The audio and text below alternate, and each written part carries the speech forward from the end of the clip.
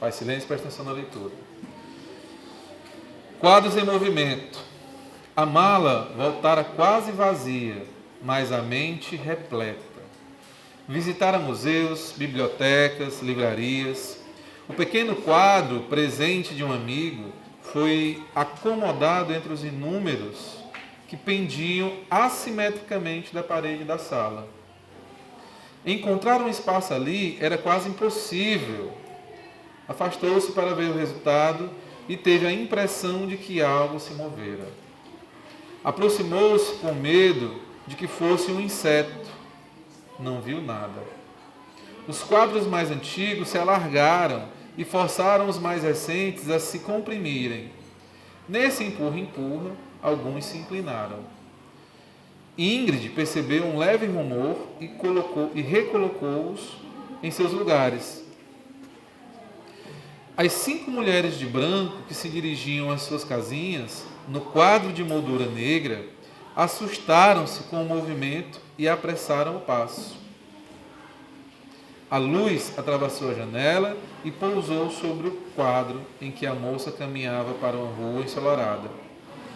Ela estancou, largou a cesta que mantinha encostada ao quadril e rodopiou sobre o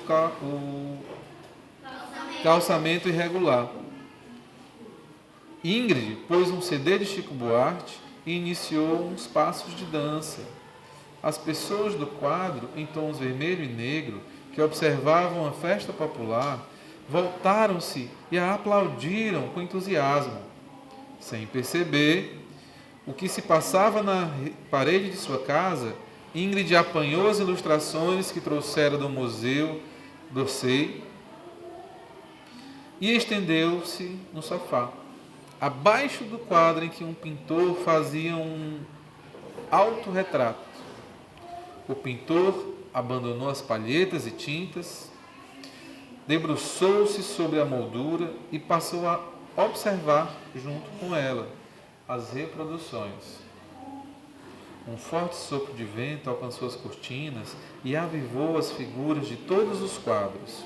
As 3 mulheres que conversavam ao lado de grandes cestos cheios de conchas, despiram suas longas saias, retiraram os panos da cabeça e correram, numa nudez branca, em direção ao mar. Ao mesmo tempo, as pessoas do quadro abaixo, que caminhavam com tranquilidade ao lado do Sena que é um rio, tá, gente? Puseram-se a correr confusas em diferentes direções. Já não obedeciam os limites impostos pelas molduras. Aprisionadas no tempo, não sabiam para onde ir nem o que fazer. Atônitas, descobriram um novo mundo. Uma mulher, que parecia ter saído de uma revista de modas da década de 50, falou num bom francês para um enorme galo que se mantinha parado. Por que você não se move? O galo mexeu a cabeça e respondeu em português.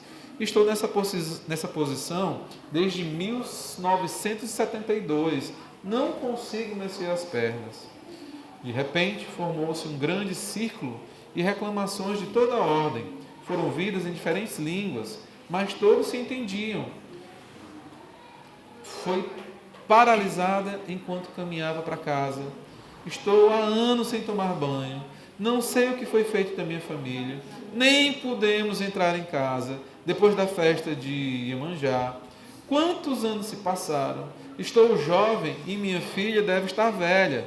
Por que fomos aprisionados? Eu nunca terminei meu autorretrato. Temos que fazer alguma coisa. Durante a confusão, uma moldura caiu. Ingrid levantou-se atordoada. Estava mesmo precisando descansar. Suas pernas pareciam não lhe pertencer. Apanhou o quadro e, ao colocá-lo de volta, parou perplexa. Sua parede estava coberta de molduras, cujas telas não tinham qualquer vestígio de tinta. Lourdinha de Leite Barbosa, Quadros em Movimento, Blog da Arte, Engolir Palavras. Tcharam!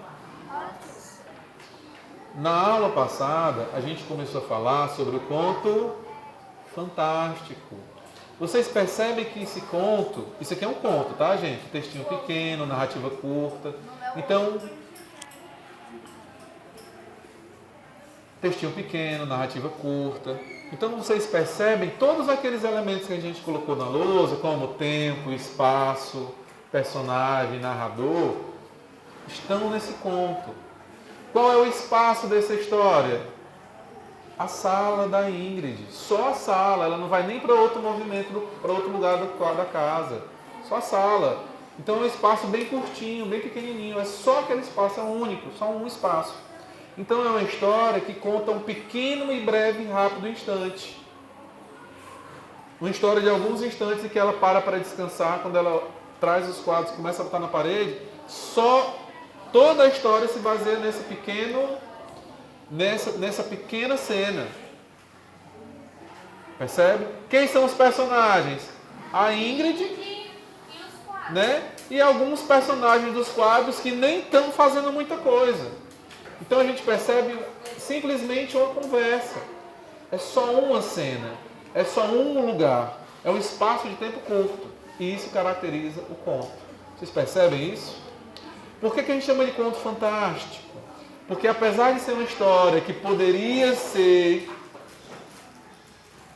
em parte, uma história real, uma menina que chega com os quadros em casa, uma menina que chega com os quadros e coloca no chão para descansar, começa a guardar os quadros, mas para descansar, poderia ser qualquer um de nós aqui, né?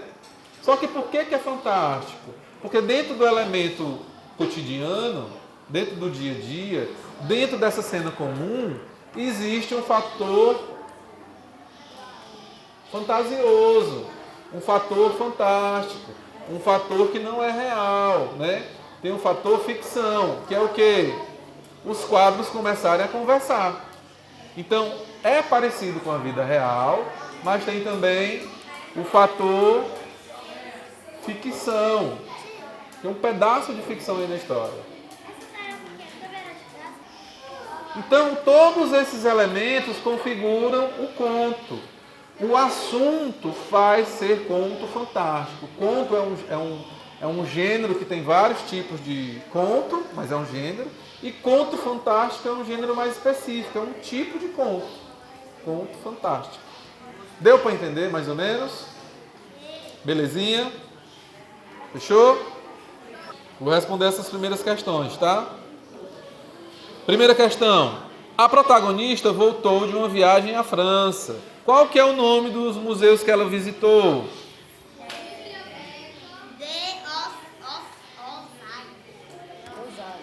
É difícil até de pronunciar, né, gente? Por quê? Porque o nome é em francês, d'Orsay, né? d'Orsay. Eu também não sei pronunciar correto, não. d'Orsay, não sei.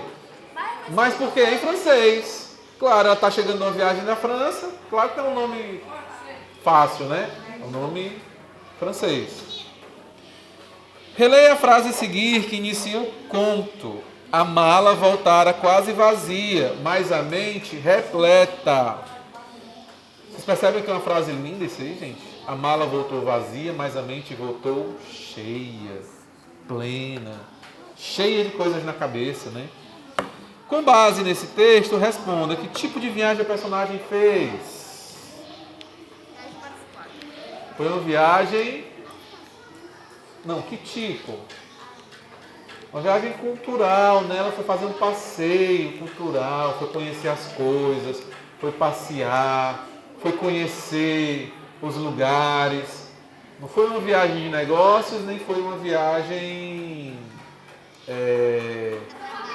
Ela foi viajar para passear, para conhecer. Quer dizer, ela voltou com a mala quase vazia, mas voltou com a cabeça cheia de coisas novas, conheceu um monte de coisa, né? Uma viagem de passeio, para conhecer a cultura, para conhecer novos lugares. Item C. O interesse de Ingrid pela arte parece ter surgido nesta viagem em particular ou não? Será que ela começou a se interessar por arte nessa viagem?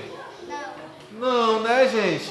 Uma pessoa que aprende a gostar de arte hoje não sai comprando um monte de quadro e nem vai visitar um um dos maiores museus do mundo, né? Não vai. Ela já gostava de arte e foi exatamente fazer uma viagem turística também, mas também para conhecer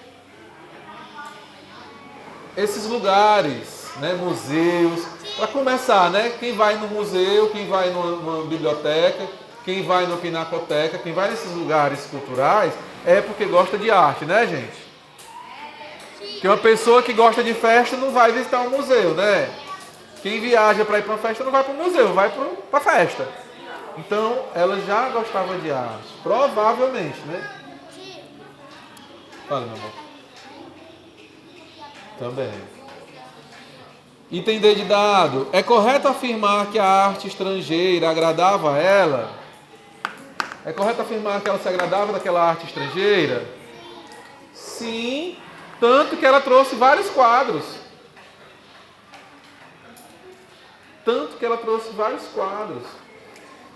Essa cena dela descansar e os quadros ganharem vida é quase como uma metáfora para a paixão dela pela arte. Ela gostava tanto de arte, ela tinha tanta paixão pelos quadros, pelas pinturas, que aquela paixão dela quase deu vida. É como se tivesse dado vida para os quadros. Tanto que os quadros se libertaram. Será que ela fosse uma pessoa ruim, uma pessoa que não gostasse de arte, uma pessoa amarga? Será que esses quadros iam ficar à vontade, hipoteticamente, tá, gente? Iam ficar à vontade, se sentindo com liberdade do lado dela? Não. A gente não se sente à vontade do lado de quem a gente não gosta, né? A gente se sente à vontade do lado de quem a gente ama, de quem a gente convive, que a gente gosta, quem a gente sente bem. Isso é uma metáfora para o amor que ela sentia para a arte. Tá bom? Belezinha? Deu para entender mais ou menos? Show.